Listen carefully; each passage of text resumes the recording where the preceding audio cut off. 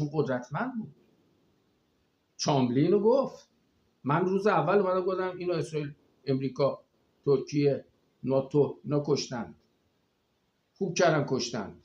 آمریکا، اسرائیل، آلمان، ناتو، ترکیه، آذربایجان، اوکراین، اینا ناتو، اینو کشتند. درسته قدرتمند بود، درسته خامنه‌ای از افراد قدرتمند میترسه، ولی این استثناء بود. این با خامنه‌ای بود، این پل ارتباطی بود که بعد از خامنه‌ای قدرت رو انتقال بدن به این توی جعبه،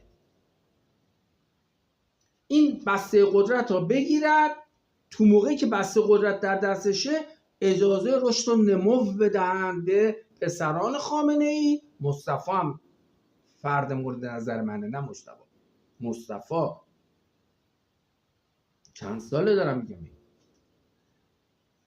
اینها یک شرایطی پیدا کنن که بتونن نمو کنن، نمو سیاسی کنند. قدرت تو بسته است، محول شده به ابراهیم رئیسی. خامنه‌ای مرده، ابراهیم رئیسی سالها گذشته، سالها رئیس جمهور بوده، اقدامات کرده، کارها کرده، حالا شده رهبر. 5-6 سال این رهبره، بعد اینا رئیس جمهور میشن، مثلا مصطفی